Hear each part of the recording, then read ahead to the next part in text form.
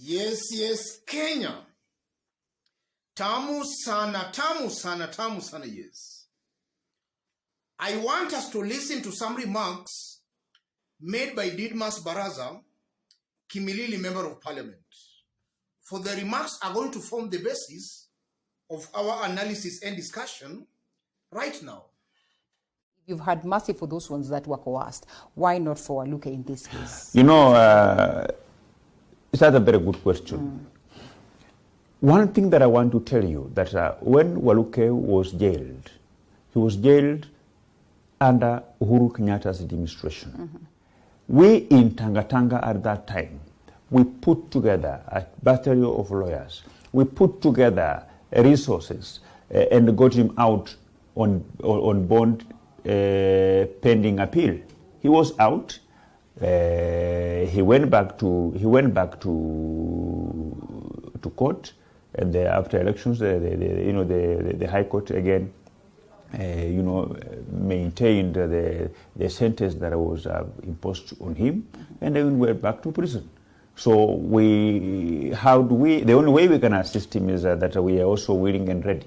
And we have already been commissioned our lawyers who are in court arguing so that he can be able to get moved to the Court of Appeal, appeal against the jail sentence, and we are also ready to put up resources to be able to get him bail and pay bail. But as you are aware, the judiciary is independent. The judiciary is not an annex of William Ruto's administration, and we have said that we want to professionalize all our government institutions, so we can not only assist our good friend John Waluke through paying of the lawyers and putting up resources to be able to get him a bail, as his appeal will pend in the Court of Appeal. Okay. Yes. Baraza is trying to explain the genesis of John Waluke's troubles, and is making it clear that Waluke was jailed under Uhuru Kenyatta's administration. So it might be possible, just as they have been saying, that Waluke was jailed for he was supporting William Samoei Ruto. That's what William Ruto's team have all along been saying, that any person who was being jailed in Uhuru Kenyatta's government was being jailed for supporting William Samoei Ruto. That's something they have been saying and confirming in public. So the question begs, we have seen cases being dropped, and even some cases that had been finalized being revived. Waluke has been sent to jail in William Ruto's administration. Yes, he has been sent to jail in William Ruto's administration. That's a fact. Whether he was jailed in Uhuru Kenyatta's government, it's a fact that he was recently sent to jail in William Ruto's administration. And from what we have seen so far, it's very clear that the judiciary as it is currently, as it is now, is compromised. Judiciary is coming out as compromised. And I'm saying that because we are seeing high-profile corruption cases being dropped, and we have even seen Director of Public Prosecution saying that he was being forced to frame some people. That's what Director of Public Prosecution has been saying. And in the case of Amos Kimunya, his case had been finalized and he was acquitted. The case has been revived. So you are seeing clearly that there are some political games being played here. If you are close to William Ruto, most likely you are going to walk free in the courts. If you are deemed not too close to William Ruto, you are going to suffer maybe in jail.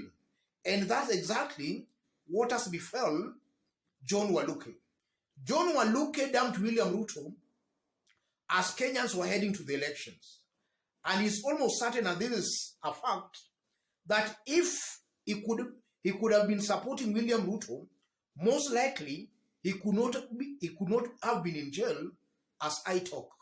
So What are the game's plans here?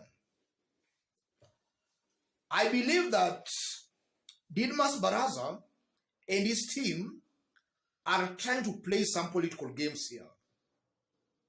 First of all, I'm seeing Didmas Baraza trying to be dishonest here.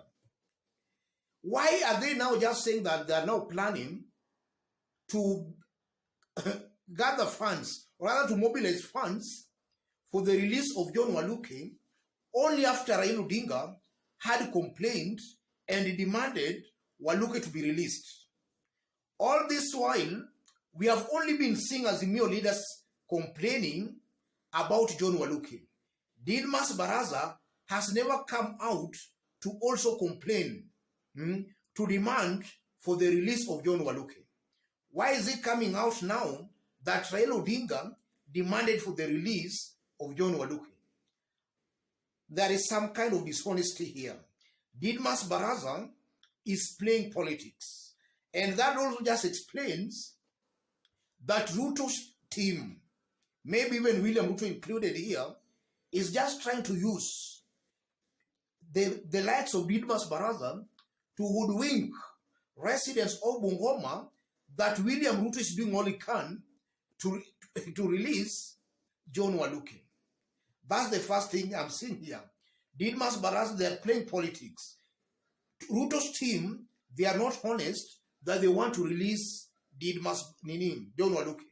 They are just doing that for political expedience, to convince the people of Bungoma that they are doing something to release him. And yesterday I did state that this issue of Waluke, Azimio should use this issue to make sure that they kill William Ruto politically in Bungoma, because that's how politics is.